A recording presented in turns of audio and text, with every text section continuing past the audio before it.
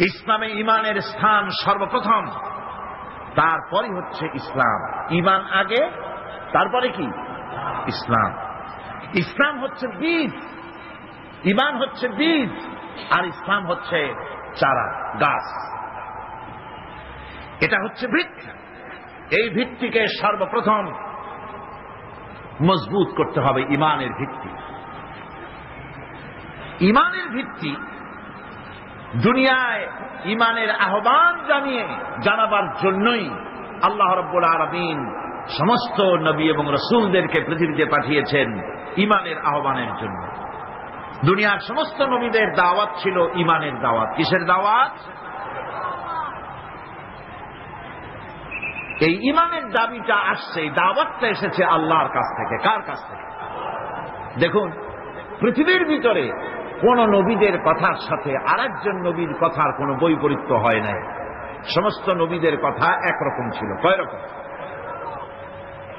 একজন নবীর সঙ্গে তার বক্তব্যের সাথে আরেকজন নবীর বক্তব্যের কোন গুণগত মৌলিক কোন পার্থক্য ঘটে নাই, অসঙ্গতি হয় নাই। কারণ নবীরা, আম্বিয়া আলাইহিমুস সালাম, নিজেরা বানিয়ে কথা রচনা করে তারা মানুষের সামনে পেশ করে নাই। সমস্ত নবীদের কাছে যত দাওয়াত এসেছে একটা অফিস থেকে এসেছে। সে অফিসটা হচ্ছে কার? আল্লাহ রাব্বুল আলামিনের।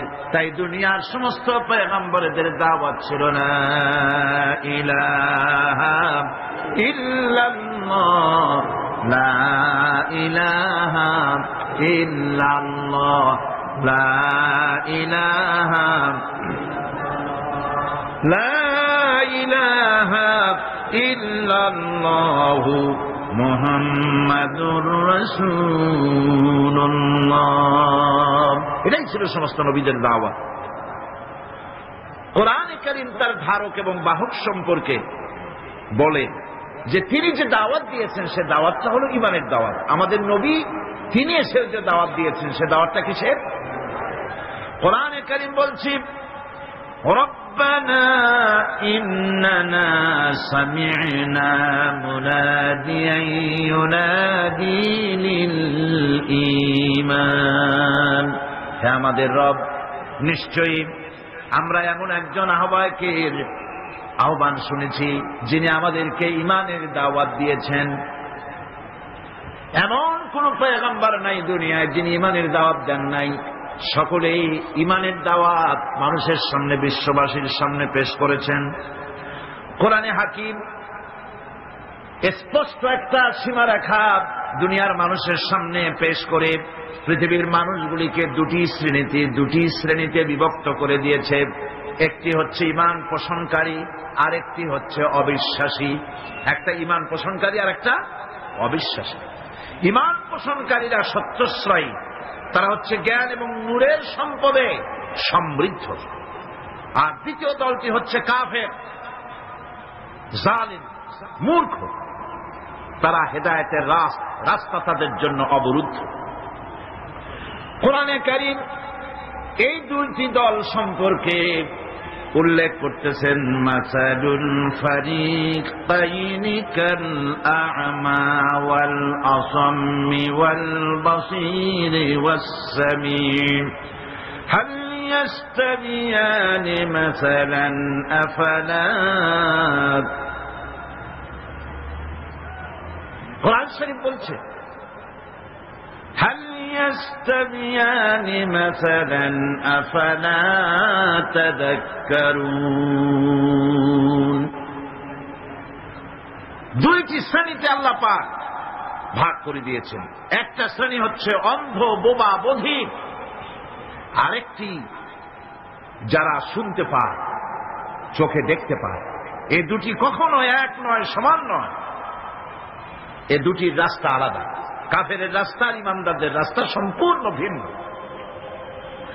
আল্লাহ রাব্বুল আলামিন ঈমান এবং কুফরের পার্থক্য বলে দেওয়ার জন্য গোটা মানব জাতির মধ্যে স্পষ্ট করে বলেছেন, লা ইকরাহা ফিদ-দীন ক্বাদ তাবায়্যানার রুশদু মিনাল গায়ব। দ্বীনের ব্যাপারে জোর জবরদস্তি নেই। এখানে হেদায়েতের পথ এবং গোমরাহি, হেদায়েতকে গোমরাহির পথ থেকে সম্পূর্ণ আলাদা করে দেওয়া হয়েছে। লা ইকরাহা ফিদ্দীন, দ্বীনের ব্যাপারে কোনো জোর জবরদস্তি নেই। যারা ধর্মনিরপেক্ষবাদী তারা এই আয়াতটাকে নিজেদের মতবাদকে প্রতিষ্ঠার লক্ষ্যে অনেক সময় কাজে লাগায়। দুটি আয়াতকে তারা বেশি ব্যবহার করে। একটা হচ্ছে লাকুম দীনুকুম ওলিয়া দিন, আর একটা হচ্ছে লা ইকরাহা ফিদ্দীন। এই দুইটি আয়াতকে ধর্মনিরপেক্ষবাদীরা ব্যবহার করে। এই দুটির কোনটি তাদের আদর্শকে বোঝাবার লক্ষ্যে ব্যবহারের কোনো সুযোগ নাই। লা ইকরাহা ফিদ্দীন, ধর্মের ব্যাপারে কোনো বাড়াবাড়ি নাই, জোর জবরদস্তি নাই। এ কথা বলা হয়েছে এই কারণে যে কোন বিধর্মীকে, অমুসলিমকে ভয় দেখিয়ে, লোভ দেখিয়ে অথবা কোন ক্রমে কোন প্রকার চাপ সৃষ্টি করে তাকে মুসলমান বানানো যাবে না। এমনকি সূরা তওবার মধ্যে এসেছে, যুদ্ধ চলাকালীন সময়, জিহাদ চলাকালীন সময় কোন অমুসলিম যদি ইসলাম জানার জন্য তোমাদের তাঁবুতে আসে, তাহলে তুমি তাকে ইসলাম বুঝাও। ইসলাম শোনার পরে যদি মেনে নেয় ভালো কথা, আর যদি না মানে তাকে তার তাঁবু পর্যন্ত ফিরে যেতে দাও। মাঝপথে তাকে আক্রমণ করা যাবে না। ধর্মের ব্যাপারে কোনো বাড়াবাড়ি নাই। লা ইকরাহা ফিদ্দীন, এর দ্বারা ধর্মনিরপেক্ষতার কোনো কথা বোঝানো হয়নি। আর লাকুম দীনুকুম ওয়ালিয়া দীন, এটা ছিল কাফেরদের সেই বক্তব্যের প্রেক্ষিতে যেখানে কাফেররা বলেছিল মুহাম্মদ সাল্লাল্লাহু আলাইহি ওয়াসাল্লাম, আসুন আমরা এক কাজ করি, সেটা হলো ধর্ম নিয়ে আমাদের মধ্যে যে বাকবিতণ্ডা হচ্ছে, আমরা ধর্মকে 50-50 ভাগ করে দিই। কিছুদিন আমরা গিয়া আপনার আল্লাহরে সেজদা দেই, আর কিছুদিন আপনারা আমাদের মূর্তিগুলিকে প্রণাম করুন।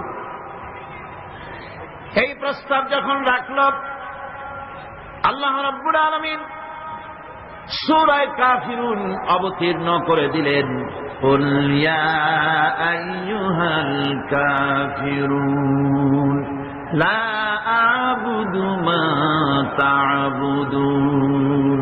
হে কাফেরেরা, হে অবিশ্বাসীরা, নবী আপনি বলুন, হে অবিশ্বাসীরা, তোমরা যার ইবাদত করো আমরা তার ইবাদত করি না, আবার আমরা যার ইবাদত করি তোমরাও তার ইবাদত করো না। সুতরাং লাকুম দীনুকুম ওয়ালিয়া দীন, সুতরাং তোমাদের দিন তোমাদের জন্য, আমাদের দিন আমাদের জন্য। এখানে নিরপেক্ষতার কথা বলা হয় না, এখানে পক্ষের কথা বলা হয়েছে। কিসের পক্ষ? ধর্মের পক্ষ। কিসের পক্ষ? হিন্দু, খ্রিস্টান, বৌদ্ধ, তোমরা তোমাদের ধর্মের পক্ষে থাকো। মুসলমান, তোমরা তোমাদের ধর্মের পক্ষে থাকো। ধর্মের ব্যাপারে নিরপেক্ষ হওয়ার কোন সুযোগ নাই। আছে নাকি সুযোগ? আমি পার্লামেন্টে বলেছি এই কথা, যে একটা ধর্মের উপরে বিশ্বাস করে নিজেকে একটা ধর্মের পক্ষের ব্যক্তি হিসাবে ঘোষণা করে কেউ বলছে, দাবি করছে আমি হিন্দু, কেউ বলছে আমি বৌদ্ধ, কেউ বলছে আমি খ্রিস্টান, কেউ বলছে আমি মুসলমান। নিজেকে একটা ধর্মের বিশ্বাসী ঘোষণা করার পর আমি ধর্মনিরপেক্ষ, এই কথাটা মিথ্যা, বানোয়াট, জালিয়াতি, প্রতারণা, মুনাফিক। কোন ধর্মের অনুসারী ব্যক্তি ধর্মনিরপেক্ষ হতে পারে না। কেবলমাত্র নাস্তিক, যারা আল্লাহরে মানে না, আল্লাহকে স্বীকার করে না, ওরা বলতে পারে আমরা ধর্মনিরপেক্ষ, ধর্মের ব্যাপারে আমরা নিরপেক্ষ, গুলো মানি না, বিশ্বাস করি না। কিন্তু যারা ধর্মে মানে, সেদের যে ধর্মেরই হোক না কেন, সে ব্যক্তি ধর্মনিরপেক্ষ যদি দাবি করে, এটা মিথ্যে কথা, এটা মুনাফিকি ছাড়া কিছু হতে পারে না। মুসলমানকে, যে কোনো জাতিকে যে ধর্মে আছে ধর্মের পক্ষে থাকায় কথাই বলা হচ্ছে। এখন আমি বলতেছিলাম ইমানের কথা। ইমান আগে আনতে হবে।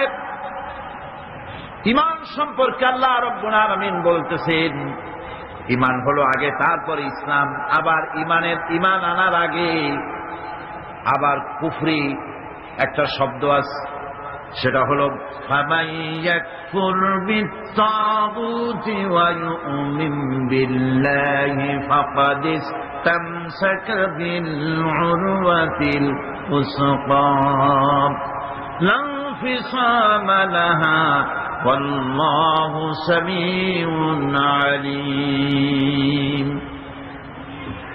ফামান ইয়াকফুর বিত্তাগুত, যে ব্যক্তি তাগুতকে অস্বীকার করেছে, সর্বপ্রথম তাগুতকে অস্বীকার করতে হবে। ওয়া ইউমিন বিল্লাহ, আর এরপরে আল্লাহর উপরে যে ঈমান আনলো, ফাকাদ ইসতামসাকা বিল উরওয়াতিল উসকা, সেমন এক শক্ত অবলম্বন ধারণ করলো যা তাকে কোনো কিছুই বিচ্ছিন্ন করবে না, ধ্বংস করে দেবে না। সুবহানাল্লাহ। এখন সত্যিকারের ঈমানদারের পরিচয়টা কি?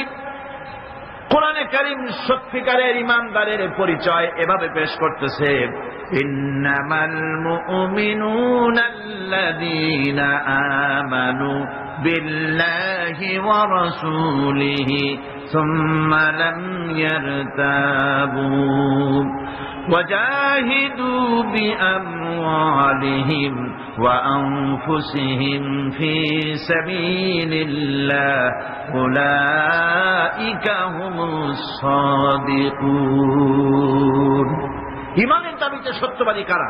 ইন্নামাল মুমিনুনা আল্লাযীনা আমানু বিল্লাহি ওয়া রাসূলিহি, সত্যিকারের মুমিন তো তারা যারা নাকি ঈমান এনেছে আল্লাহর উপর এবং রাসূলের উপরে। এই ঈমান আনার পর সুম্মা লাম ইয়ারতাবু, এরপরে কোন সন্দেহে সে নিগঠিত হয় নাই, কোন সন্দেহ তার মনের মধ্যে জায়গা পায় নাই, আর সে আল্লাহর রাস্তায় জিহাদ করেছে মাল দিয়ে, জান দিয়ে। উলাইকা হুমুস সাদিকুন, এরাই হলো ঈমানের দাবিতে সত্যবাদী। সুম্মা লাম ইয়ারতাবু, অথবা এক বিন্দু সন্দেহ মনের মধ্যে জায়গা দেয় নাই, অর্থাৎ ঈমান আনছি কার উপরে? আল্লাহর উপরে। কার উপরে? আর তার রাসূলের উপরে। আল্লাহ এবং রাসূলের উপরে ঈমান আনার পর যারা আল্লাহ এবং রাসূলের বিধান জীবনের সকল ক্ষেত্রে মানতে পারে নাই, তারাই সন্দেহে নিগঠিত হয়েছে। কথা বুঝতে পেরেছেন? তাদের সন্দেহ এই কোরআন মানুষের জীবন, তার সম্পদ, তার রাজনীতি, তার অর্থনীতি পরিচালনা করতে পারে না। সেই জন্য ধর্মের ব্যাপারে কোরআন মানি, ধর্মের ব্যাপারে নামাজ আর রোজা মানি, কিন্তু রাজনীতিতে ধর্ম মানি না। এটাই হলো সন্দেহ। এটাই কি? সন্দেহ, অবিশ্বাস। জীবনকে তারা দুইটা ভাগ করেছে, এক ভাগ রাজনীতির জন্য আর এক ভাগ কিসের জন্য? ধর্মের জন্য। জীবনকে ভাবে দুইটা ভাগ করার কোন অধিকার দেওয়া হয় নাই। যারাই মুখে উচ্চারণ করেছে লা ইলাহা ইল্লাল্লাহু মুহাম্মাদুর রাসূলুল্লাহ, জোরে সোরে বলেন লা ইলাহা ইল্লাল্লাহু মুহাম্মাদুর রাসূলুল্লাহ। যারা জীবনকে, যারা নাকি ঈমান এনেছে, কালেমা বিশ্বাস করেছে, আল্লাহ এবং রাসূলের প্রতি ঈমান এনেছে, জীবনকে দুইটা ভাগ করার কোন অধিকার নাই। যার কথা মতো নামাজ পড়ব, তার কথা মতোই রাজনীতি করব। যার কথা মতো হজ করব, যাকাত দিব, তার কথা মতো পার্লামেন্ট চালাবো। যার কথা মতো হজ করব, যাকাত দিব, সেজদা দিব, তার কথা মতোই বঙ্গভবন আর সেক্রেটারিয়েট চালাবো। যাকে মানি, যে আল্লাহরে সেজদা করি সারা জীবন, যে রসুলকে মানি আমার নেতা হিসাবে, রসুল হিসাবে, সে আল্লাহ এবং রসুলের হুকুম অনুযায়ী আমার কোর্ট কাছারি, আদালত, শিক্ষাঙ্গন চালাবো। এটা যদি চালাই তবে আমি মুমিন, আর যদি না চালাই, সন্দেহে যদি নিগঠিত হয়ে যায় যে কোরআন থাকবে মসজিদে, আমার পার্লামেন্টে কোরআন ঢুকতে পারবে না। কোরআন পার্লামেন্ট শুরু হওয়ার সময় একবার তেলাওয়াত হবে, কিন্তু তা আমল করা হবে না। অনুষ্ঠানগুলি শুরু হবে কোরআন দিয়ে, কিন্তু তা আমল করা হবে না। কোরআন তেলাওয়াত করে ব্যবসা প্রতিষ্ঠান উদ্বোধন করা হচ্ছে, কিন্তু সুদের টাকা দিয়ে ব্যবসা প্রতিষ্ঠান বানানো হলো। বিবাহ পড়ানো হচ্ছে কোরআনের আয়াত দিয়ে, কিন্তু যৌতুক গ্রহণ করা হারাম, সেই যৌতুক দিয়ে বিয়ে উদ্বোধন করা হলো। এমনি সকল ক্ষেত্রে নাফরমানি করে যে ঈমানের দাবি করলো, এই ঈমান ঈমান নয়, এর নাম মুনাফিকি। এই মুনাফিকি থেকে বাঁচতে হবে। সন্দেহের দানা বাঁধলে চলবে না, বিশ্বাস করতে হবে আমার কোরআনের নাম সংবিধান, এই কোরআন দিয়ে পার্লামেন্ট চলবে। চলবে না? চলবে না? চলবে। আমি এ যাবৎকালীন যত বক্তব্য রেখেছি পার্লামেন্টে, আমার অধিকাংশ বক্তব্য আমি কোরআন দিয়ে হাদিস দিয়ে বলেছি, আলহামদুলিল্লাহ। চাই সে শিল্পনীতি, বিদ্যুৎ নীতি, অর্থনীতি, বাজেট, শিক্ষানীতি, আইন শৃঙ্খলা পরিস্থিতি, সবটা কোরআন হাদিস দিয়ে আমি আলোচনা করার চেষ্টা করেছি, আলহামদুলিল্লাহ। আমার এলাকার মানুষের কাছে আমার এটা ওয়াদাও ছিল, নির্বাচনকালীন ওয়াদা। আমি এই ওয়াদা করি নাই যে আপনারা আমাকে ভোট দেন, আমি আপনাদেরকে মুটকির মতো বিশাল রসগোল্লা বানায় দেব, গরুর গাড়ির চাকার মতো জিলাপি বানায় দেব, এইসব কথা বলিনি। রাস্তা দেব, ঘাট দেব, কলেজ দেব, এগুলো বলিনি। আমি বলেছি আমাকে যদি আপনারা ভোট দেন তাহলে এ যাবৎকাল কোরআনের যেই কথাগুলি মাঠে আর ময়দানে বলেছি, এবার এই কথাগুলি আমি পার্লামেন্টে বলতে চাই। আপনারা যদি ভোট না দেন, পার্লামেন্টে যত বড় পীর হোক, মৌলানা সাহেব হোক, কথা বলতে পারবে না। আপনাদের ভোটটা দরকার। আমার জনগণ, আমার এলাকার পিরোজপুরবাসী, আলহামদুলিল্লাহ, তারা জান বাজি রেখে আমাকে ভোট দিয়েছে।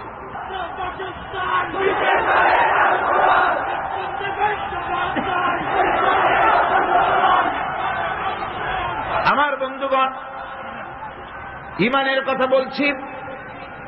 ঈমান দুই প্রকার।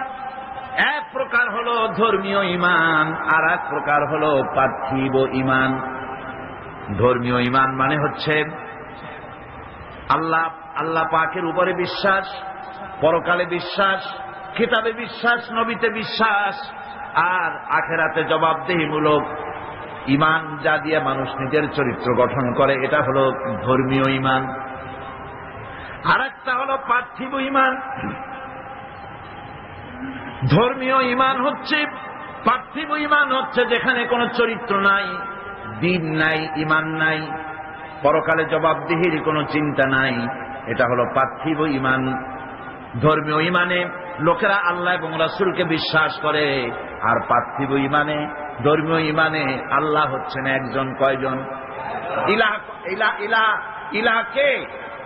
আল্লাহ। ইলাহ হচ্ছেন এক, ইলাহ এক, আল্লাহ এক, আল্লাহ এক এবং একক। আল্লাহ হচ্ছেন এক, একক। ধর্মীয় ঈমানে যারা বিশ্বাসী, তারা আল্লাহ রাব্বুল আলামিনকে এক হিসাবে জানে। আর যারা পার্থিব ঈমানে বিশ্বাসী, তাদের ইলাহ হতেছে চারজন, তাদের খোদা হচ্ছে চারটা। কয়টা খোদা? চারটি খোদা,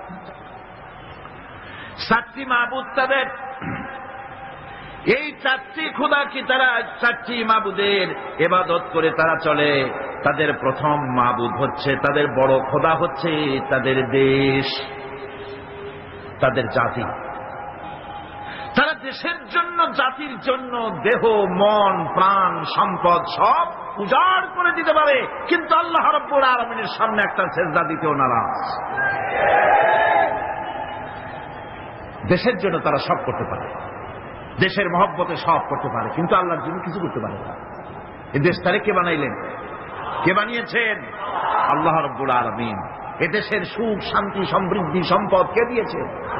সে আল্লাহ পাকের কথা মনে থাকে না, শুধু দেশের জন্য তারা দেশভিত্তিক জাতীয়তা তৈরি করে, দেশভিত্তিক জাতীয়তা। তারপরে ধর্ম তারা বাদ দিয়ে দেয়। বিশ্বকবি ডক্টর আল্লামা ইকবাল রহমতুল্লাহ আলাইহি তিনি সুন্দর করে বলেছেন, কম মজহব সে হ্যায় মজহব জো নহি তুম ভি নহি,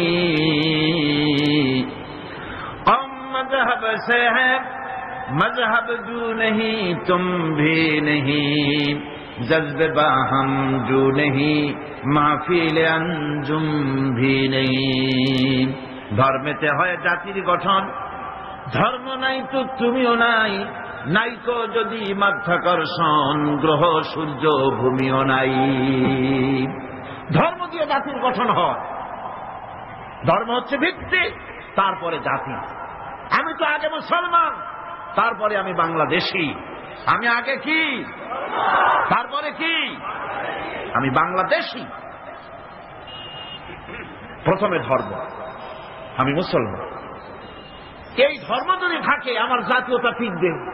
আমার ধর্ম ছাড়া যদি জাতীয়তা গড়ি, সেই জাতীয়তা মিক্স আপ হয়ে যাবে। সেখানে আমার স্বাতন্ত্র্য, আমার অস্তিত্ব, আমার স্বকীয়তা বজায় থাকবে না। যেমন মাধ্যাকর্ষণ, ল অফ গ্রাভিটেশন আছে বলে চন্দ্র সূর্য গ্রহ নক্ষত্র সব টিকে আছে, ঠিক কিনা? মাধ্যাকর্ষণ যদি না থাকে, গ্রহ উপগ্রহ নক্ষত্র সৌররাজি, solar system, whole solar system, galaxy, Milky Way, পৃথিবী, যা কিছু আল্লাহ সৃষ্টি করেছেন সব ধ্বংসস্তূপে পরিণত হয়ে যাবে। আল্লাহ পাক এটাকে মাধ্যাকর্ষণ শক্তির মাধ্যমে এটাকে টিকায় রেখেছেন। এটা আল্লাহর কুদরত। এরকম অসংখ্য মাধ্যাকর্ষণ বানিয়েছেন, শুধু পৃথিবীর মাধ্যাকর্ষণ নাই, অন্যান্য গ্রহগুলিরও মাধ্যাকর্ষণ আছে, একটা আর একটাকে ধরে রাখার জন্য। মাধ্যাকর্ষণ আছে বলেই যেমন সব আছে, ধর্ম আছে বলে জাতি আছে। ধর্ম থাকবে না, এই জাতীয়তার 4 পয়সার কোনো দাম। এজন্য কবি বলতেছেন, আল্লামা ইকবাল আরো সুন্দর করে বলতেছেন, ইনতাজা খুদামু মে বড়া সবসে वो वतन है, ইনতাজা খুদামু মে बड़ा सबसे वो वतन है, जो इसका पिरहन है वो मजहब का काफन है। इंताजा खुदाऊ बड़ा सबसे वो वतन है। এই 4টা খোদাগুলির মধ্যে, ওদের যে 4টা খোদা, সেই 4টা তাজা টাটকা খোদাগুলির মধ্যে সবচেয়ে বড় খোদা হল ওয়াতান, দেশ। দেশের জন্য গান রচনা করে, দেশের পাখির জন্য গান রচনা করে, দেশের গাছের জন্য গান রচনা করে, দেশের প্রবাহিত নদী নালার জন্য গান তৈরি করে। কিন্তু এই সৌন্দর্য যিনি সৃষ্টি করলেন সেই আল্লাহর নামে একটা অক্ষরও লিখতে রাজি না। এখন এই 4টা খোদাগুলির মধ্যে সবথেকে বড় খোদা হলো তাদের ওয়াতান, দেশ। দেশের জন্য তারা সব পারে, কিন্তু আল্লাহর জন্য কিচ্ছু পারে না। দেশ তো বাদ দিলে চলবে না, দেশ তো লাগবে। দেশ না থাকলে আমরা থাকবো কোথায়? দেশ তো থাকতেই হবে, কিন্তু দেশের স্রষ্টার প্রতি স্বীকৃতি দিতে হবে, সেজদা করতে হবে, তবে না আল্লাহ রাব্বুল আলামিন দেশের স্বাধীনতা, সার্বভৌমত্বকে টিকিয়ে রাখবে। সুবহানাল্লাহ। গায়ের শক্তি দিয়ে এটাকে টিকিয়ে রাখা যাবে না। আল্লাহ পাক যা বানিয়েছেন তার মধ্যে শ্রেষ্ঠ সৃষ্টি কে? সুতরাং সৃষ্টি করেছে আমি, এ মানুষগুলি আইন মানবে আল্লাহ পাকের। ইনিল হুকম ইল্লা লিল্লাহ, আইন চলবে কার? একমাত্র আল্লাহ রাব্বুল আলামিনের। সেই আইন মানলেই শান্তি হবে, নইলে শান্তি পাওয়া যাবে। আছে না একরকম মানুষ যারা বলে, হুজুর মসজিদে যখন যাই খুবই ভালো লাগে, আবার সিনেমায় গেলেও খারাপ লাগে না, মিলাদ শরীফ যখন পড়ি তখনও মজা লাগে, আবার যখন কীর্তন শুনি তাও কিন্তু খারাপ লাগে না, ওয়াজ মাহফিল আসলেও ভালো লাগে, আবার গান শুনতে গেলেও মোটেও খারাপ লাগে না।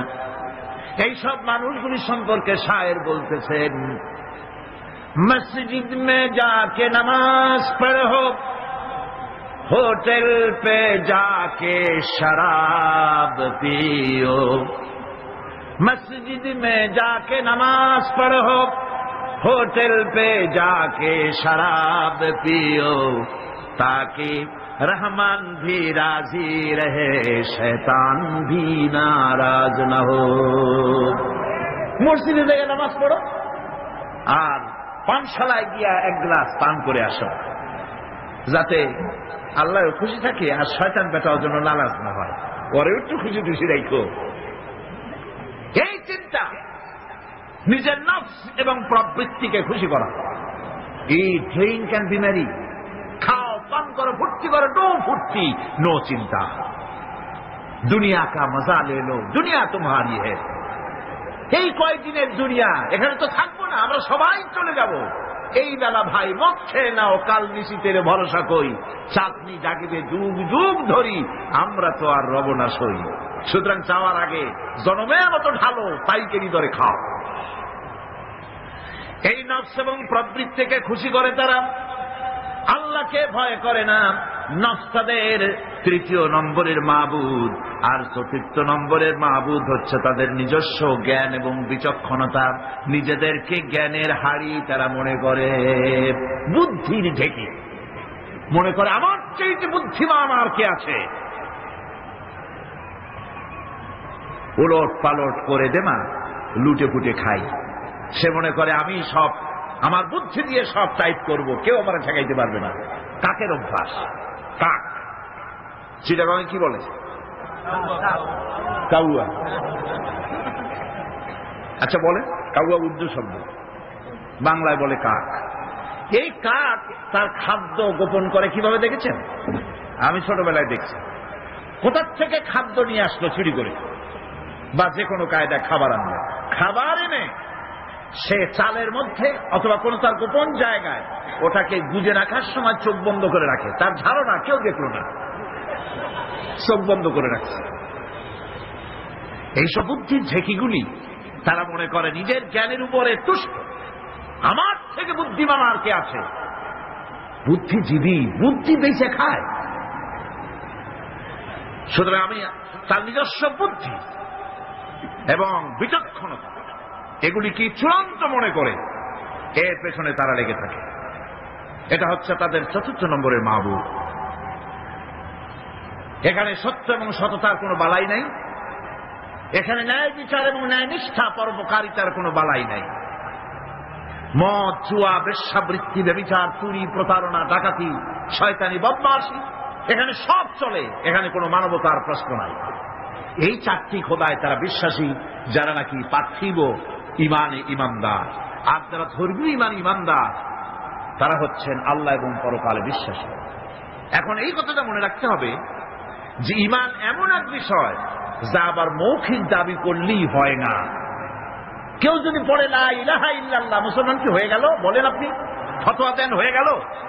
খেরাত নে গর কে বিদিয়া লা ইলাহা ইল্লাল্লাহ তো ক্যা হাসিল, দিলো নিগা মুসলমান নেহি তো কুছ ভি নেহি। খেরাত নে গর কে বিদিয়া লা ইলাহা ইল্লাল্লাহ, মুখে আসলো আর স্বতঃস্ফূর্ত ভাবে বলে ফেললো লা ইলাহা ইল্লাল্লাহ তো ক্যা হাসিল, এতে কিছু এর দ্বারা কোনো উপকার হলো না। দিল নিগা মুসলমান হি তো কুছ ভি নেহি, অর্থাৎ তার মন, তার মস্তিষ্ক লা ইলাহাকে বিশ্বাস করলো না, আমল করলো না। এই কালেমা পড়ার কোনো দাম নাই। এবার আল্লাহর ভাষায় শুনুন, আল্লাহ রাব্বুল আলামিন বলেন وَمِنَ النَّاسِ مَن يَقُولُ آمَنَّا بِاللَّهِ وَبِالْيَوْمِ الْآخِرِ وَمَا هُمْ بِمُؤْمِنِينَ।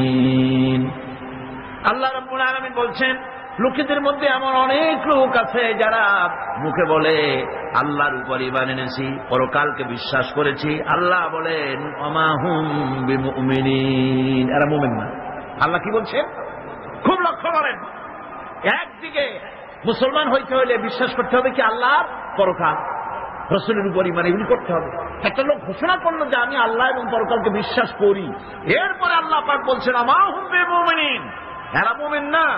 কারণ এই কথাগুলি তার মুখের মনের কথা না। সে ব্যক্তি, এরকম ব্যক্তি এ মাহফিলও থাকতে পারে। যদি থাকে আল্লাহ রাব্বুল আলামিন তাকে হেদায়েত নসিব করে দিন, আমরা বলি আমিন। সে লোকটিকে আমি আলোচনা করলে আপনি নিজেই বুঝতে পারবেন, যা ভুল তার কাছে ধরা পড়বে। আয়নার সামনে দাঁড়ালে পরে আয়না সব বলে দেয়, ঠিক কিনা?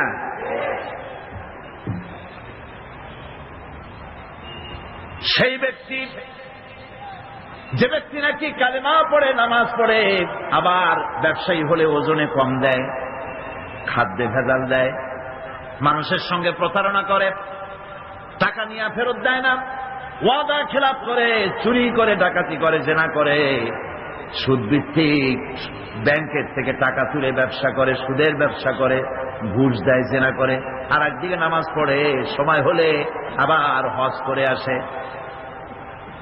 এরকম মানুষ আছে না নাই? এই ধরনের মানুষগুলি ইহরামের কাপড় পরে হজের নিয়ত করে জিদ্দায় পা রেখে যখন বলে লাব্বাইক আল্লাহুম্মা লাব্বাইক লাব্বাইক লা শারীকা লাকা লাব্বাইক ইন্নাল হামদা ওয়ান নি'মাতা লাকা ওয়াল মুলক লা শারীকা লাক লাব্বাইক আল্লাহুম্মা লাব্বাইক। আয় আল্লাহ, প্রভু হাজির, প্রভু আমি হাজির, হে আমার রব, তোমার গোলাম হাজির। বান্দা বলে আয় আল্লাহ, গোলাম হাজির। গায়েব থেকে আওয়াজ আসে, আল্লাহর পক্ষ থেকে বলা হয় লা লাব্বাইকা ওয়ালা সাদাইক। বান্দা বলছে আমি উপস্থিত মাবুদ, আর মাবুদ বলছে আমি তোমার উপস্থিতিকে গ্রহণ করলাম না। তুই বলছো হাজির, আমি বলছি তুমি অনুপস্থিত, তোমার উপস্থিতি আমি গ্রহণ করলাম না। কারণ তুমি যে টিকিট করে আসছো, ওইটা হারাম টাকা। যে রামের কাপড় পরেছ, ওইটা হারাম টাকা দিয়ে কেনা।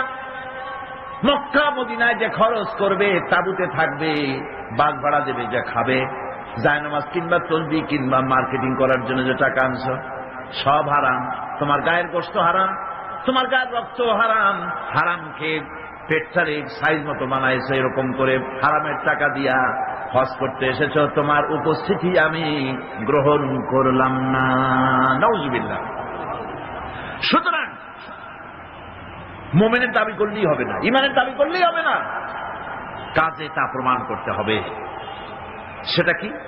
সেটা হচ্ছে ইন্নাল্লাযীনা ক্বালু রাব্বুনাল্লাহু সুম্মা ইসতাকামু তাতানাজ্জালু আলাইহিমুল মালায়েকা।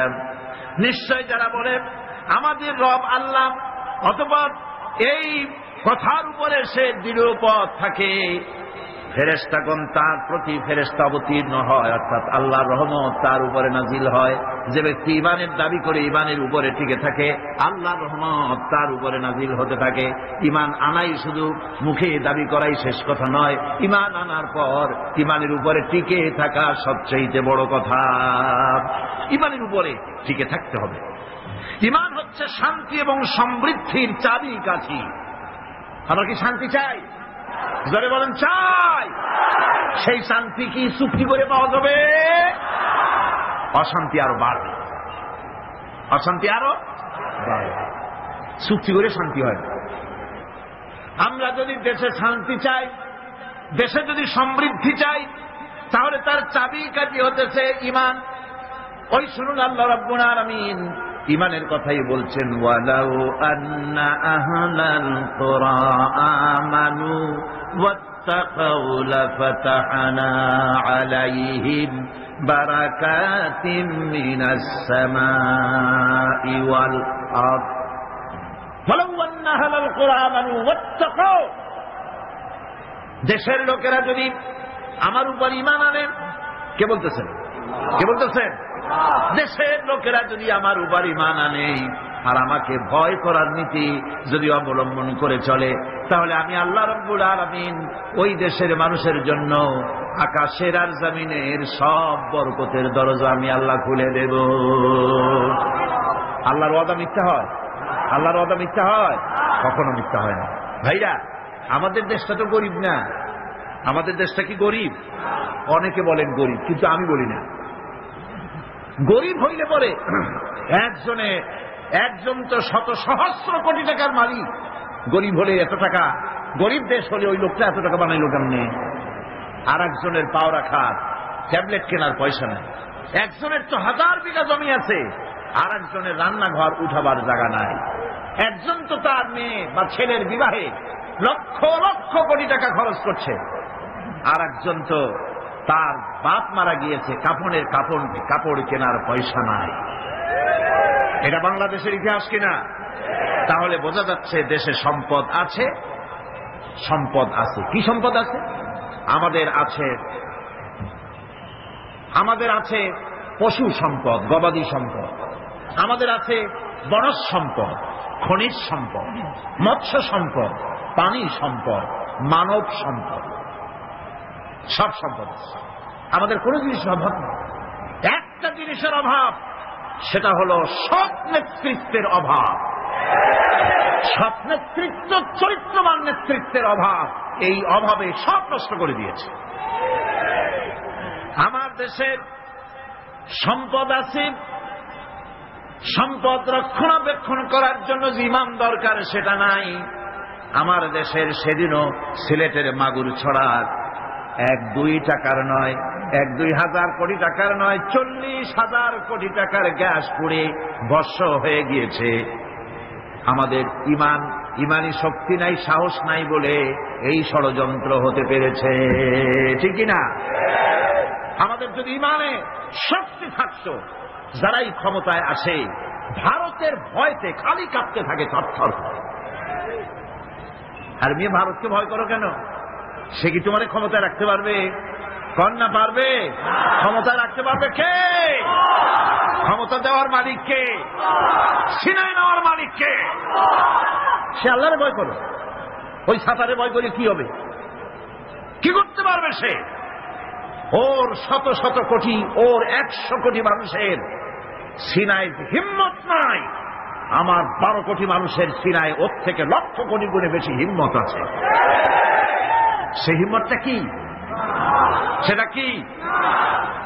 তাওহীদ কি আমানত सीनों में है हमारे, तौहीद की अमानत सीनों में है हमारे, मुमकिन नहीं मिटाना नामो निशान हमारा।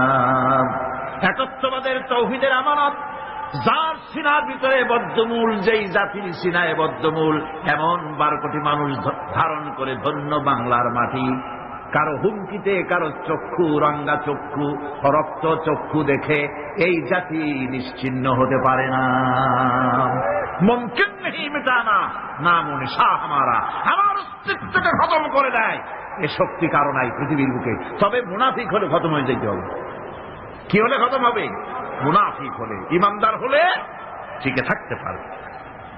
আমার দেশে সম্পদ রয়েছে, সম্পদের কোনো অভাব নাই, সম্পদে ভরপুর আমার দেশ। আমার দেশে যেখানে গ্যাস আছে সেখানে তেলও আছে। মাঝে মধ্যে তেলের কূপ উচ্ছারিত হয়। ভোলা, বাখরাবাদ, সিলেটের হরিপুর, তেল মাঝে মধ্যে ওঠে। আল্লাহ পাক একটু একটু দেখান তেল আছে, তেল আছে। তেল তোরা পাবি যদি ইমানদার হও। মাটির তেল বেরিয়ে আসবে, নিয়ে কুলাইতে পারবি না। সৌদি আরব, কুয়েত, কাতার, বাহরাইন, ওমান, সুদান, ইয়েমেন, আরব আমিরাত, এইসব দেশে মরুভূমির দেশ, বালু আর বালু, পাহাড় আর পাহাড়। না খাইয়া ভূত হইতেছে। আপনারা যেভাবে না করলেন তাতে মনে হয় যে ওদের বাদ কয়দিন হয় খায় না। ওদের সম্পদ আছে কিনা? আমার বন্ধুগণ, মরুভূমির তলা দিয়া বিশ্বনবী রাসূল করিম সাল্লাল্লাহু আলাইহি ওয়াসাল্লামের কদম মোবারক যেই মরুভূমিতে পড়েছে, ওই কদম মোবারকের বরকতে মাটির তলা দিয়া, বালুর তলা দিয়া আল্লাহ সোনা বার করে দিয়েছে। রাসূলের বরকতে মাটির তলা থেকে সোনা বেরিয়ে গেছে, লিকুইড গোল্ড, পেট্রোল বেরিয়েছে। তাদের কোন জিনিসের অভাব নাই। আমরাও আল্লাহর শত্রু নই, আমরাও আল্লাহর বান্দা, আল্লাহর গোলাম। আমরা কি? আমার দেশও আল্লাহ অভাব রাখেন নাই, আমার দেশও আছে। নাই শুধু ঈমান, নাই শুধু চরিত্র, তেল আছে বলি মাঝে মধ্যে আল্লাহ রাব্বুল আলামিন দেখায় দেন তেল আছে, ঈমান আনো, তেল বের করে দেব।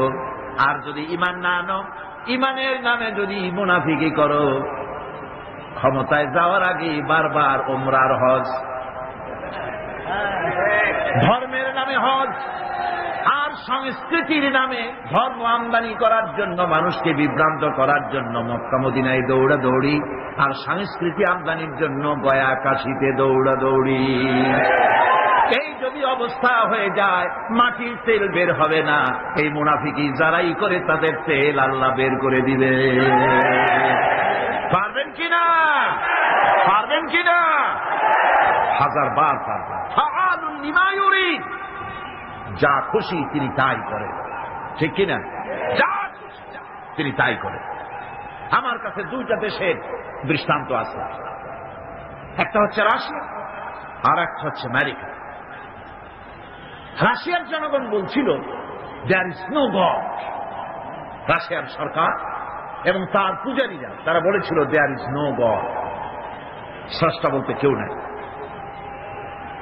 কারে চ্যালেঞ্জ করল? বোঝেন বোঝেন কথা বোঝেন? কারে চ্যালেঞ্জ করলো? সরাসরি আল্লাহ কি চ্যালেঞ্জ করে বসছে? সাহস করে আল্লাহ না, আল্লাহ যেন চ্যালেঞ্জটা গ্রহণই করলেন। ইতিহাসের পাতার দিকে যদি তাকাই, লক্ষ্য করে দেখতে পাই আল্লাহ যেন এটাকে চ্যালেঞ্জটাকে গ্রহণই করে ফেললেন। সেখানে দেখা গেল যে লোকটা বলল দেয়ার ইজ নো গড, স্রষ্টা বলতে কেউ নাই, ধর্ম একটা আফিম, এই জাতীয় বক্তব্য যে লোক রাখলো, সেই লোকটার বিরাট 20 ফিট উঁচার আর 50 টন ওজনের মূর্তি, ব্রোঞ্জ দিয়ে বানানো মূর্তি। লেনিনের এই মূর্তিটা যখন কোনো যুদ্ধ হলো না, কোনো মারামারি নাই, কোনো যুদ্ধ নাই, মারামারি ছাড়া, যুদ্ধ ছাড়া, সংঘর্ষ ছাড়া যারা বলল দেয়ার ইজ নো গড, স্রষ্টা বলতে কেউ নেই, আল্লাহ বলতে কেউ নাই, এই দেশটাকে, সোভিয়েত ইউনিয়নকে আল্লাহ রাব্বুল আলামিন গজব দিয়া টুকরা টুকরা করে দিলেন। এটা ইতিহাস না মিথ্যা? এটা গল্প না বাস্তব? সোভিয়েত ইউনিয়ন টুকরা টুকরা হয়ে গেল। এখন মূর্তিটার দশা হবে কি? ইতিহাস বলছে এই মূর্তি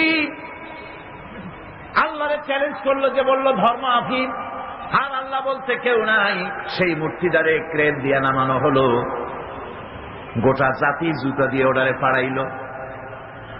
এই জন্য মূর্তি পূজা যারা করে, মানুষকে উঁচা বানাবার জন্য, শ্রেষ্ঠ বানাবার জন্য প্রাণান্ত যারা করে, ইতিহাস সাক্ষী দেয় এগুলি রব্বুল আলামিন ডাস্টবিনে নিক্ষেপ করে দেন। মানুষের জন্য নয়, প্রশংসা করো আল্লাহ। মূর্তিটারে পাড়াইল গোটা জাতি। সরকার এই মূর্তি বিক্রি করার জন্য টেন্ডার কল করলো, বলল, দুনিয়াকে জানালো বেশি টাকাতে দিবে, এতগুলি ব্রোঞ্জ আমরা করবোটা কি, আমাদের গরিব দেশ, একটু পয়সা করি হোক, কেউ দয়া করে এটারে কিনে নিয়ে যাও।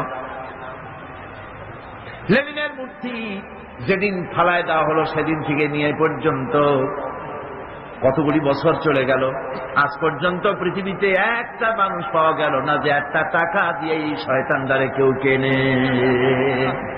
একটা টাকার একজন খরিদ্দার মেলে নাই। গত 3 দিন আগে পত্রিকায় এসেছে, এখন সরকার সিদ্ধান্ত নিয়েছে আজ তো কেউ কিনলো না, এটার ভাঙবো, টুকরা টুকরা করিয়ে তারপরে দেখো কেউ কেনে নেবে, তাও খরিদ্দার। দেশ টুকরা টুকরা হয়ে গেল। আল্লাহরে মানি না, আল্লাহ বলতে কেউ নাই, নাউজুবিল্লাহ, এই কথা যারা বলল, গোটা দেশটাকে টুকরা টুকরা করে। আর সেই দেশের মধ্যে চেচনিয়া, বসনিয়া, তাশখান, বোখারাত, ওই দেশের মধ্যে দেশগুলি টুকরা করে আলাদা আলাদা দেশের অস্তিত্ব বানাইয়া তার উপরে কালেমার পতাকা আল্লাহ উড়াইয়া দিলে। চেচনিয়ার বুকে উঠতেছে লা ইলাহা ইল্লাল্লাহু মুহাম্মাদুর রাসূলুল্লাহ পতাকা। সুবহানাল্লাহ। আল্লাহ পাক বলেছেন, লা ইন শাকারতুম লাযীদান্নাকুম ওয়া লা ইন কাফারতুম ইন্না আযাবী লাশাদীদ। আমার শুকরিয়া যদি আদায় করো নিয়ামতের, শুকর আমি নিয়ামত বাড়ায় দেব। আর যদি শুকর আদায় না করো, মস্ত বড় শাস্তি দেব। ওরা নিয়ামতের শুকর আদায় করে না, আল্লাহ শাস্তি দিয়ে দিচ্ছেন। আমেরিকা শুকর আদায় করছে কিভাবে?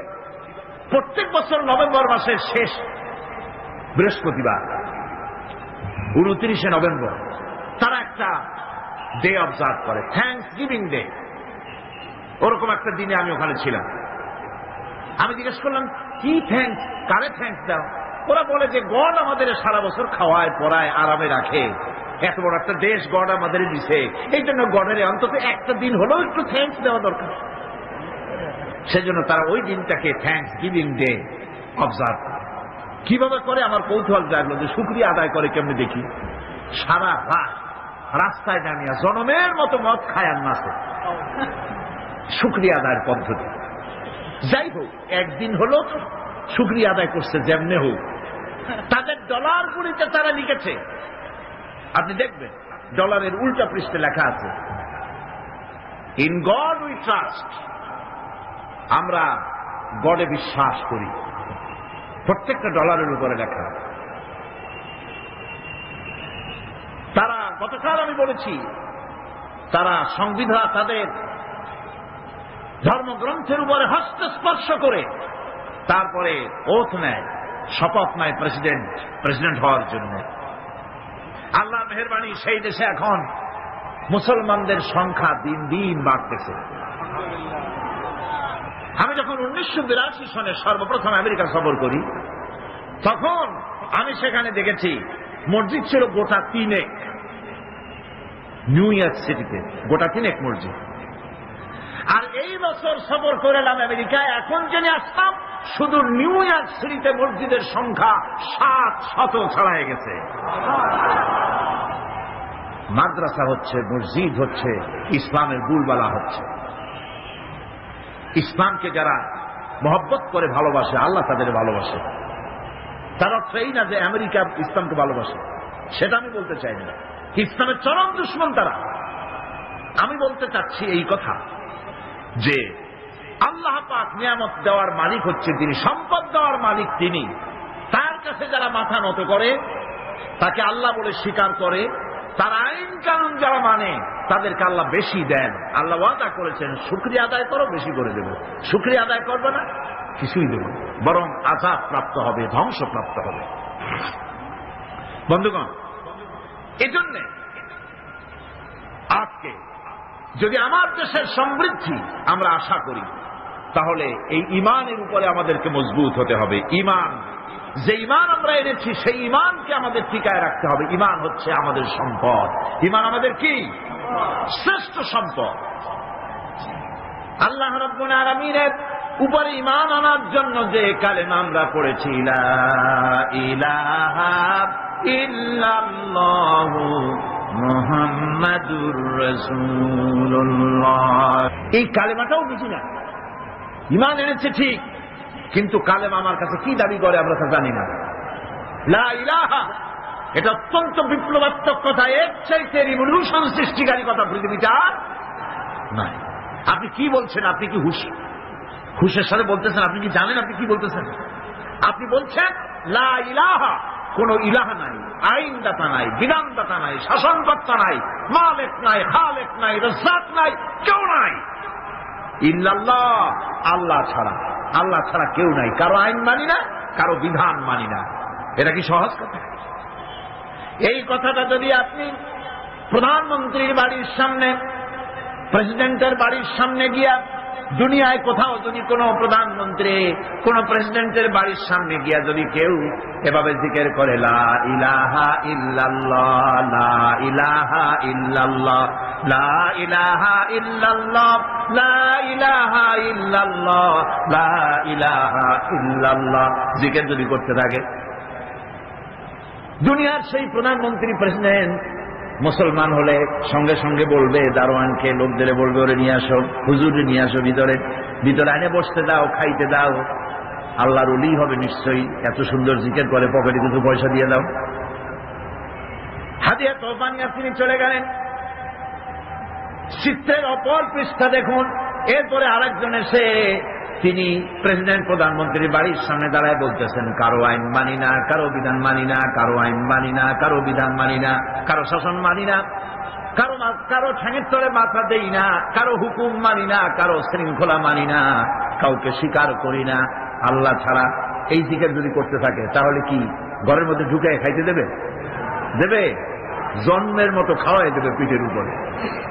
তাহলে প্রথমে দিল না কেন? প্রথম ব্যক্তিকে জন্মের মতো খাওয়াইল না কেন? ওইটা বোঝে নাই, ওইটা বোঝে নাই, আর এইটা বুঝছে, বোঝাবুঝির ব্যাপার। নমরুদ খুব ভালো করে বুঝেছিল। ইব্রাহিম আলাইহিস সালাম যখন বলেছিলেন লা ইলাহা ইল্লাল্লাহ, নমরুদ খুব ভালো করে বুঝেছিল এর অর্থটা কি। সেই জন্য হযরত ইব্রাহিমকে আগুনের মধ্যে ভালাই দিয়েছিল। ফিরআউন খুব ভালো করে বুঝেছিল। মুসা আলাইহিস সালাম যখন বলেছিলেন লা ইলাহা ইল্লাল্লাহ, ফিরআউন খুব ভালো করে বুঝেছিল বলে হযরত মুসা আলাইহিস সালামকে জেলের মধ্যে ঢুকাবার জন্য হুমকি দিয়েছিল, তাকে মারার জন্য প্রচেষ্টা করেছিল। আবু জাহেলরা খুব ভালো করে বুঝেছিল। রাসূলুল্লাহ যখন বলেছেন লা ইলাহা ইল্লাল্লাহ, আবু জাহেলের গোষ্ঠীরা ভালো করে বুঝেছিল বলেই আবু তালেবের কাছে এসে বলেছে, তোমার ভাইয়ের ছেলেকে বলো এই কথাটা যেন আর না কয়। বুঝে বলছে না বুঝে বলছে? বুঝেই বলেছে, এই কথাটা যেন না বলে। এর বিনিময় তোমার ভাইয়ের ছেলে মুহাম্মদ বলেন সাল্লাল্লাহু আলাইহি ওয়াসাল্লাম, তিনি যদি এই আরব দেশের যত বড় সুন্দরী মেয়ে বিয়ে করতে চায় আমরা জোগাড় করে দেব, যত সোনা চাই দেব, যত টাকা চাই দেব। একথা হাদিসে আছে কিনা? যত টাকা চাই দেব, নেতৃত্ব চাইলে তাও দিয়ে দেব, তবুও যেন লা ইলাহা ইল্লাল্লাহ দাওয়াতটা যেন না দেয়। একথা বলতেছে কারা? নেতারা ভালো করে বুঝেছে এই কলেমা যদি চালু হয় আমাদের মতো শয়তানদের নেতৃত্ব চলবে না, সেজন্যই বাধা দিয়েছে। আবু তালেবকে যখন প্রস্তাব করলো, তিনি যখন প্রস্তাব করলেন রাসূলের কাছে, আল্লাহর নবী তখন সঙ্গে সঙ্গে বললেন, চাচাজি ওরা যা দিতে পারে সেটা তো দূরের কথা, যেটা দিতে পারে না তাও যদি ওরা আমাকে দিয়ে দেয়, আকাশের ওই চন্দ্রটা ধরে এনে যদি ওরা আমার বাম হাতে তুলে দেয়, আর আকাশের ওই সূর্যটা এনে যদি ওরা আমার ডান হাতে উঠায় দেয়, এরও বিনিময় আমি মুহাম্মদ সাল্লাল্লাহু আলাইহি ওয়াসাল্লাম এক মুহূর্তের জন্য তাওহীদের দাওয়াত বন্ধ করে দেব না। কখনো এ কালেমা বিপ্লবী কালেমা। এই কালেমা যারা উচ্চারণ করে, এই কালেমা যারা বিশ্বাস করে, তার সমাজে চুরি, ডাকাতি, জেনা, ব্যভিচার, অন্যায়, অত্যাচার, মানব প্রচিত মতবাদ চলতে পারে না। একদিকে আগুন জ্বলবে আর তার পাশে আবর্জনা নিরাপদ থাকবে। বুঝুন কথা, এখানে আগুন, এই গ্লাসটা কি ধরুন আগুন জ্বলতেছে, চতুর্পাশে এই ধরনের কিছু আবর্জনা আছে, নিরাপদ, জ্বলে না। তাহলে বুঝতে হবে ওটা আগুন না। এটা কি? আগুন না। আগুনের নামে যাকে বুঝতেছি ওটা ভেলকি, ওটা আসলে আগুন না। আগুন হলে তো আবর্জনা পুড়তই। মুসলমান নামে যত মুসলমান আমরা চোখে দেখি আর মুসলমান বলে দাবি করি, আসলে মুসলমান যেমন হওয়া উচিত আমরা তেমন হতে পারি নাই। যদি পারতাম তাহলে কুফর আর বিদআত, শিরক আর চুরি আর ডাকাতি, জেনা, ব্যভিচার, এই আবর্জনাগুলি মুসলমান দেশে থাকার কথা ছিল না। এগুলো নির্মূল হয়ে যেত যদি সত্যিকারের মুসলমান হইতাম। ওই যে ইন্দোনেশিয়া মুসলমানদের, পৃথিবীর মুসলমানদের সংখ্যাগরিষ্ঠতার দিক থেকে 1 নম্বর হলো ইন্দোনেশিয়া, 2 নম্বরে আমরা। সেখানে কি এমনি মুসলমান আগের থেকে ছিল না? সাহাবায়ে কেরাম ব্যবসা করার জন্য, আরব মুসলমানেরা ব্যবসা করার জন্য তারা ইন্দোনেশিয়া এলেন, চায়না গেলেন, রাশিয়া গেলেন। এইসব মুসলমানদের ওঠা বসা, চলাফেরা, ব্যবহার, লেনদেন দেখে দেখে এই মানুষগুলি তাদের শুধু চেহারা দেখে, তাদের আলাপ দেখে, তাদের ওঠা বসা দেখে, তাদের লেনদেন দেখে, তাদের ব্যবহার দেখে, তাদের আমানতদারি, দিয়ানাতদারি দেখে আর কোরআন পড়া লাগে নাই, শুধুমাত্র মুসলমান দেখে তারা বলেছে লা ইলাহা ইল্লাল্লাহু মুহাম্মাদুর রাসূলুল্লাহ। এই শান্তি তো চাই। এই মুসলমানগুলির যেমন দেখি, এটাই হলো আসল। তারা ইসলাম কবুল করেছে। আজ আমার দেখে তো কেউ মুসলমান হইতে চায় না। মদিনা মুনাওয়ারায় রাসূলুল্লাহ ইসলামী আন্দোলনের শেষ পর্যায়ে, নবুয়তের শেষ পর্যায়ে, হুজুরের বিদায়ের আগে, মদিনার 8 বছরে চলে যাওয়ার পর আর কোন কাফের ছিল না যারা শত্রুতা করলো। তারা দেখলো খামোখাই শত্রুতা করেছে এই লোকটির সাথে। ধর্মের শত্রু মনে করেছিলাম, আসলে তো ভালো মানুষ, আমাদের কারো কোনো ক্ষতি করে নাই, বরং আমরা এখন দরজা খুলে ঘুমাতে পারি। নারীরা একাকিনী যাতায়াত করতে পারে, কারো সাহস নাই, চোখ তুলে তাকায়। কেউ মানুষকে হত্যা করে না, চুরি করে না, ডাকাতি করে না। বৃদ্ধদেরকে সম্মান দেওয়া হয়, যুবকদেরকে বেকার ভাতা দেওয়া হয়, শিশুদেরকে খাবার দেওয়া হয়। এমন সুন্দর সমাজ তো পৃথিবীতে আর দেখি নাই। সঙ্গে সঙ্গে লোকগুলি ইসলাম কবুল করতে লাগলো।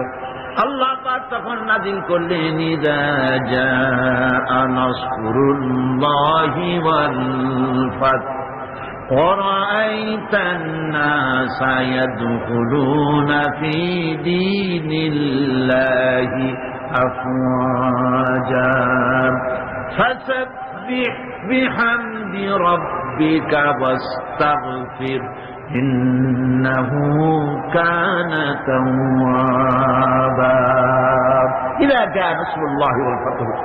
আল্লাহর পক্ষ থেকে যখন বিজয় আসবে, ইসলামের যখন চূড়ান্ত বিজয় আসবে, তখন নবী ওয়ারাইতান নাসা ইয়াদখুলুনা ফি দীনিল্লাহি আফওয়াজা, তখন তুমি দেখতে পাবে দলে দলে লোক ইসলামের মধ্যে প্রবেশ করছে। সুবহানাল্লাহ। রাসূলুল্লাহ নবুয়তের শেষ যুগে এসে মদিনায় দেখা গেল আশেপাশে আর কাফের বলে কেউ নাই, সব পড়েছে লা ইলাহা ইল্লাল্লাহু মুহাম্মাদুর রাসূলুল্লাহ।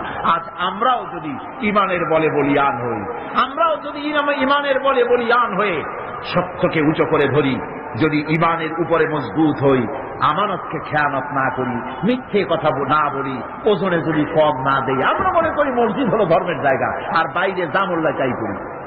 মসজিদেই আল্লাহর কথা মতো চলবো, আর বাইরে আমার নিজের মতো। এটার নামই ধর্ম নিরপেক্ষ। এটার নাম কি? এই হলো কুলক্ষণ, কুদশা। মসজিদে যে আচরণটা করলাম, মসজিদে যারে সেজদা দিলাম, মসজিদে যার কথা মানলাম, যার হুকুম মেনে মসজিদের ভিতরে নামাজ পড়লাম, মসজিদের চেহারা তো আমার জনগণ দেখে না। ভালো করে শোনেন, মসজিদে কি করলাম তা তো জনগণ দেখে না। মসজিদের ইমানটা নিয়ে যখন আমি চাষ করতে যাব, কলকারখানায় যাব, খেতে খামারে যাব, অফিসে আদালতে যাব, যখন আমি দোকানদারিতে যাব, তখন আমার চেহারা, আমার আমল জনগণ দেখবে, হিন্দু দেখবে, খ্রিস্টান দেখবে, বৌদ্ধ দেখবে, আর দেখে বলবে এরা তো সত্যই আলাদা প্রকৃতির মানুষ, এরা তো ঘুষ খায় না। অফিসে গেলে বলে সাজাও ঘুষ দেওয়া যায় না, ঘুষ খায় না, মিথ্যা কথা বলে না, ওজনে কম দেয় না, খাদ্যে ভেজাল দেয় না।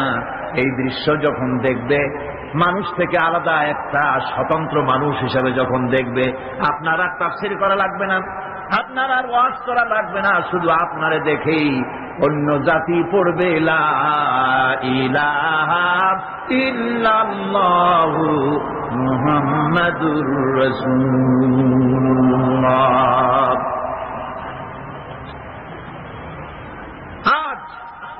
আমাকে দেখে মুসলমান হওয়া তো দূরের কথা, আমাদেরকে দেখে মানুষ ইসলামের প্রতি খারাপ ধারণা পোষণ করতেছে, ঠিক কিনা?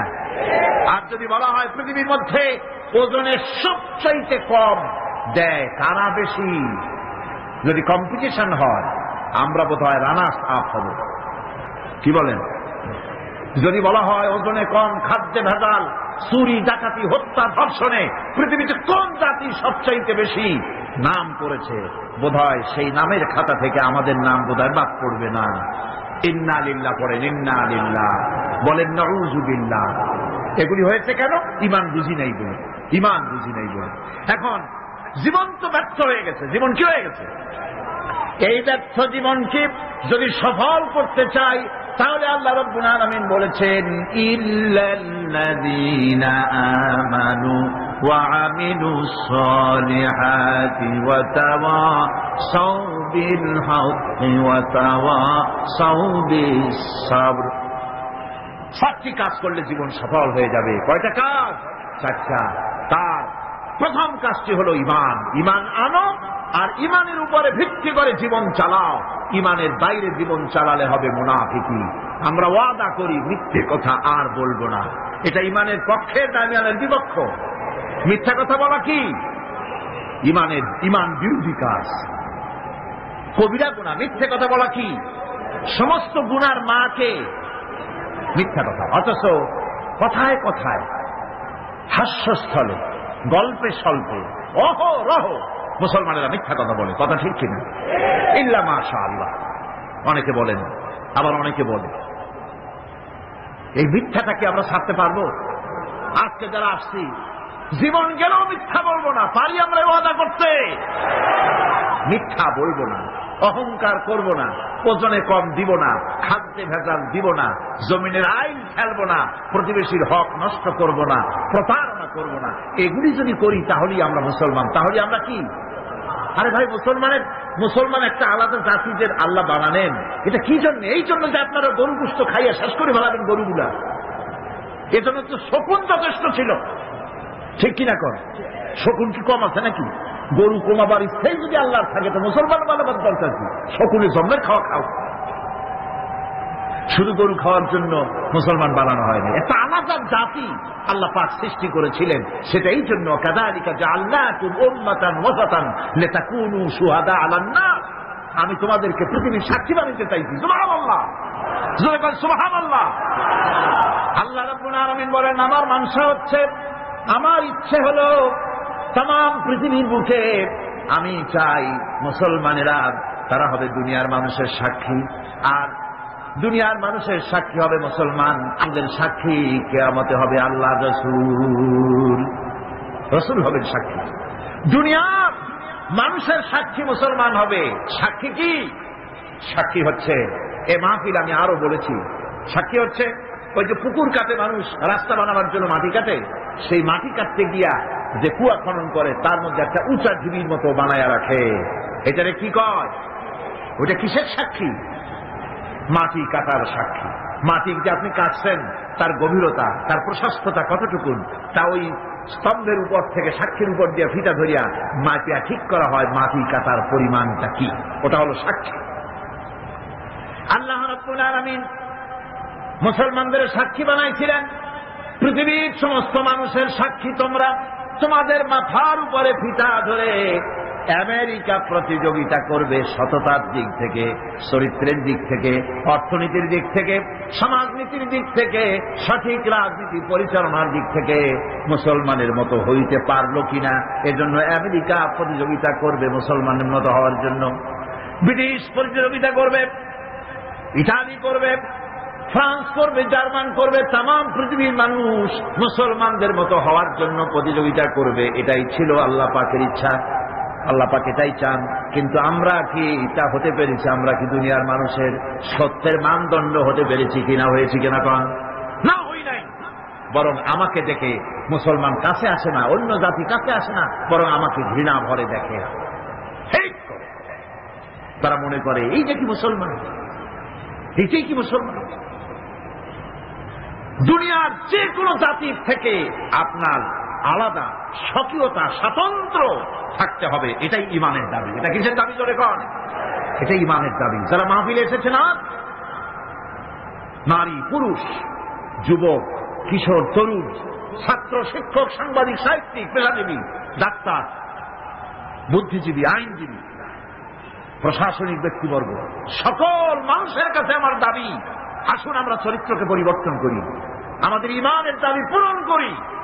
মিথ্যা, জেনা, জুয়া, অসত্য, অহংকার, মিথ্যাচার, ব্যভিচার, অন্যায়, জল ইত্যাদি থেকে আমরা নিজেকে রক্ষা করি, অন্যকেও বাঁচাই, সৎ চরিত্রের উপরে জীবন যাপন করি। শান্তি আল্লাহ পাক এই জমিনে ফিরিয়ে দিবেন যদি আমরা সত্যিকারের ইমানের উপরে চলতে পারি।